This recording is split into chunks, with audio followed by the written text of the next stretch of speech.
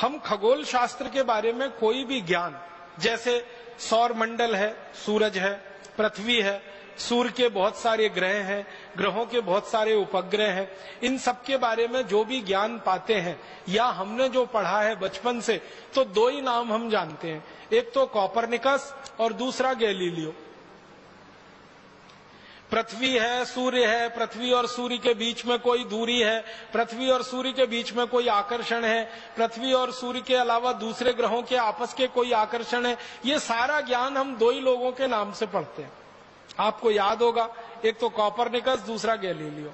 Copernicus के ज्ञान के आधार पर हम पढ़ते हैं पृथ्वी सूर्य के चारों तरफ चक्कर लगाती है, पृथ्वी अपनी धुरी पर भी घूमती है, सूर्य के चारों तरफ भी घूमती है, अपनी धुरी पर घूमने से ये होता है, सूर्य के चारों तरफ घूमने से ये होता है। ये सब बचपन से हम पढ़ते आए कॉपरनिकस के नाम से या तो गैलीलियो के नाम से।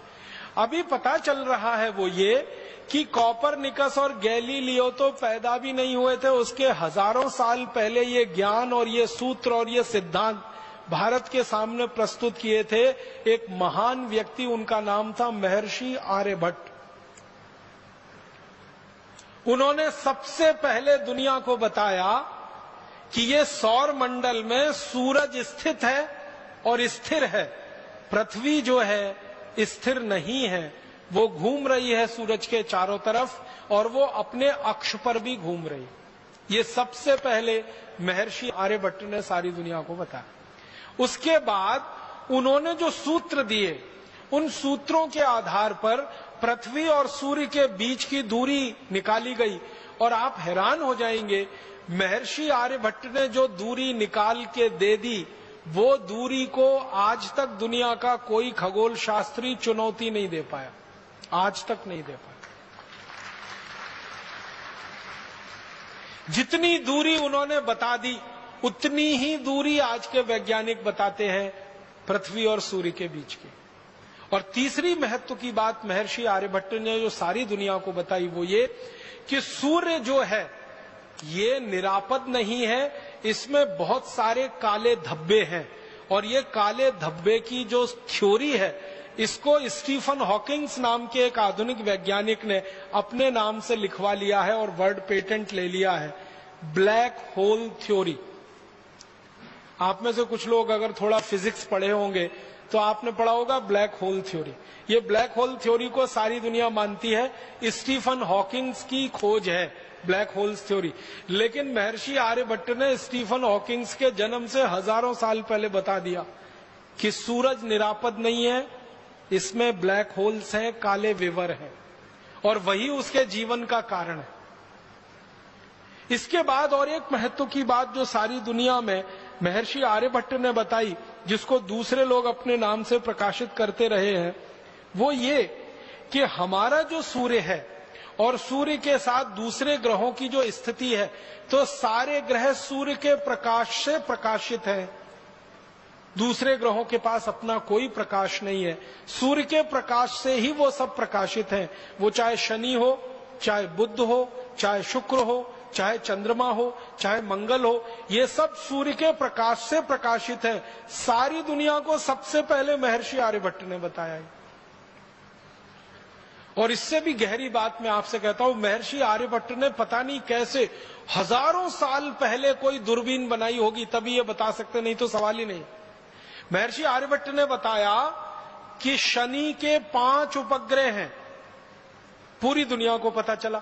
उसके बाद थोड़े दिन में उन्होंने अपनी कही हुई बात को संशोधित किया और कहा कि नहीं, शनि के 7 उपग्रह हैं, 5 नहीं है 7 है, और गिनकर बताए उन्होंने।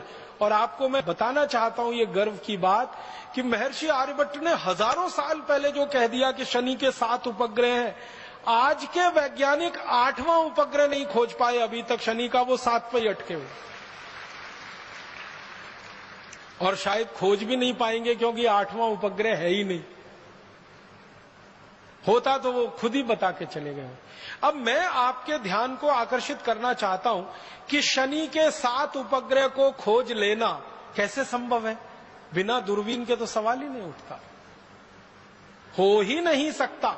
इसका माने बहुत साफ है कि महर्षि आर्यभट्ट ने दुनिया की सबसे पहली दूरबीन बनाई होगी और उससे देखकर यह बताया होगा, और सारी दुनिया में दूरबीन बनाना लोगों ने उसकी नकल करके सीखा होगा। महर्षि आर्यभट्ट ने एक पुस्तक लिखी है, बड़ी पुस्तक है, बृहद संहिता उसका नाम है, और एक दूसरी पुस्तक है आर्यभट्ट संहिता उसका नाम है। इन दोनों पुस्तकों में सैकड़ों नहीं हजारों सूत्र हैं सूरज के बारे में, चंद्रमा के बारे में और दूसरे ग्रहों के सूरज के अंतर संबंधों के बारे में। और आप जानते हैं सबसे पहले दुनिया में ग्रहण के बारे में, चंद्र ग्रहण होगा, सूर्य ग्रहण होगा, इस तिथि को होगा, इस दिनांक को होगा, इस साल में पड़ेगा, ये सारे के सारे ठीक ठीक गणनाएं सबसे पहले शुरू किया महर्षि आर्यभट्ट ने। महर्षि आर्यभट्ट की शुरू की गई गणनाएं चंद्र ग्रहण की, सूर्य ग्रहण की हजारों साल बिल्कुल सच साबित हुई है, और उसके आधार पर पंचांग विकसित हुआ।